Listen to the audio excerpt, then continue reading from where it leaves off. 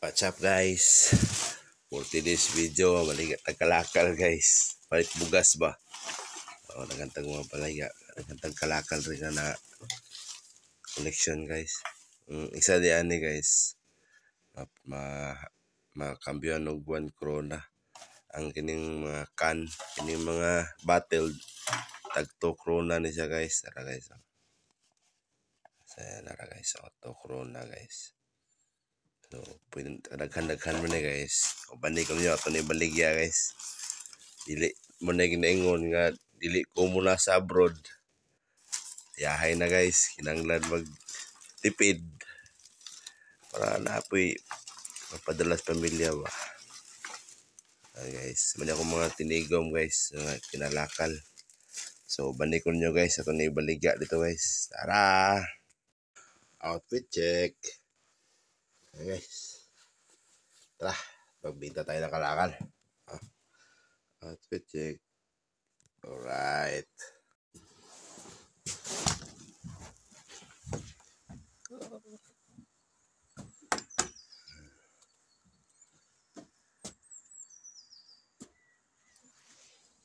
Ayan guys, ang dami yung kalakal natin. So tara, nagpagidugayan.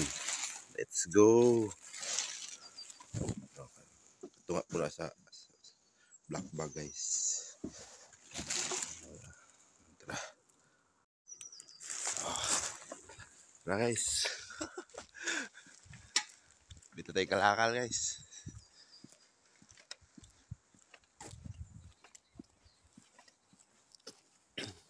Samahan nyo ako. Guys. Basan.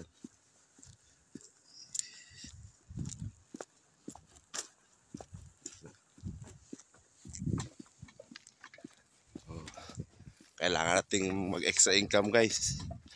Kasi nandito nga tayo sa Sweden. Yung sahod namin naka-base sa Hungary. Kaya maliit lang yung equivalent niya pagdating sa krona. So, kailangan natin mag-extra income. Naka-base yung sahod natin sa Hungary. Mas mahal ang bilihin dito sa Sweden guys. Kaya, bida tayong kalakal. Mabiling bigas, kaya ulam. Samahan nyo ako guys.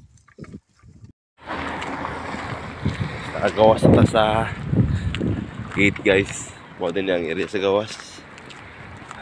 Kaya tagalakal. Pag yun ako nagibuhat sa Pilipinas guys. Mamaligyan buti bakal. Diri na yun. Kung nasaan nag-abroad. Nakanangalakal guys. Pilipinas guys. Ang maligyan dito. Bronzer yun. Bronzer na ginamaligya sa Pilipinas guys. Dili yun naning mamaligya. Taglata o terbatil guys. Pero saan tamang kailangan na magtipid. So extra income na po ni guys. Mayroon palit bugas, sudan. Mahal paliton rin sa paliton rin Sweden guys.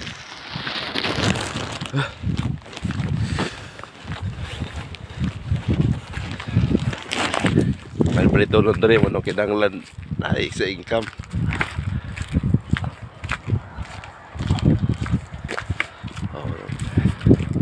Sapa nila guys, so gwapo kayo pamingitan. Ambot lang na ba isda dre? Na mga isda sa libro, dre na ba? Nakay tubig. Guys.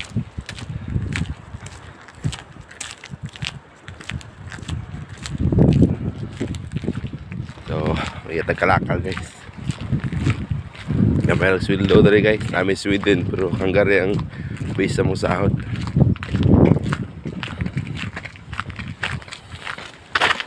Medyo layo pa itong bakasunon guys, no? 30 minutes pa. So, banay ko ninyo. Bye-bye! Update guys. At sa katungwa na itong ibaktas guys. Kalakal. Itangay maulaw kayo. Matlak ila sa tuwa dre. Guys, dito malapit na tayo guys. Sa likod lang ng building na yan, yun yung supermarket na pagbibintahan natin ng mga kalakal. So lapit na tayo guys. Dito na tayo guys. Ito yung tindahan na pagbibintahan natin ng kalakal. So tignan natin kung paano ito ibenta guys. Samahan niyo pa rin ako. Ito yung machine nila guys na paglalagyan ng mga kalakal. So hindi natin alam kung paano. Google Translate muna natin. Ayan guys, nagbibenta rin sila guys.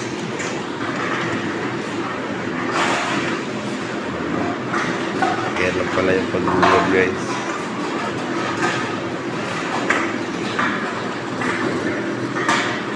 So tayo naman susubok guys. Ganoon lang pala yung kadali. So hulog. Ayan guys, hulog mo lang.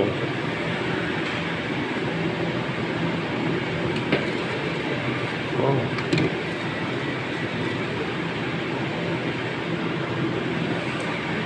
Ayaw. Ayan na guys. Kinakain na niya.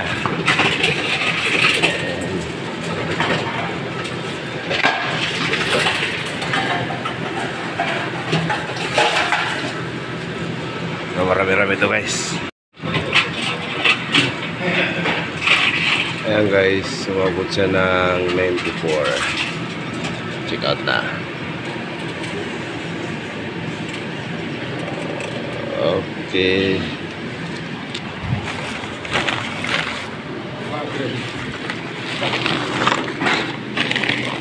Tapos natin basura natin guys para okay. May 94 na tayo guys. Biglang bili ng ulam at bigas. So tara. Bali ang kita pala dun guys ay ipamimili mo lang dito. Okay, so i-grocery natin to guys. So tara. Ay, natay manok. Luto dadaan ug luto unon. Oh, sob na tong panudan guys. Napa may bugas dito. So mili patag mga palit-palit to dre. Tag 40-40 nito ha. Napatay 14. Palit patag lain guys.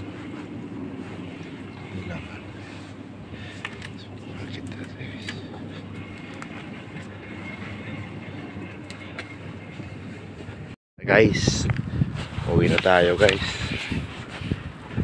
Yung nabili natin sa mga kinalakal natin guys. So ito yung pang ulam natin. Pauwi na tayo guys. Pauwi na tayo guys. Ano natin yung pinamili natin. O diba, kunting sipag lang magkakaulap ka rin.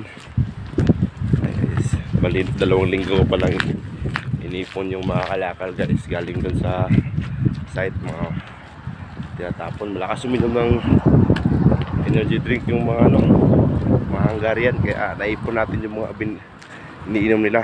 Tinatapon lang mga lata, inipon natin. Kaya ito yung lata naging ulam guys. Salamat sa inyong panonood guys. Bye bye.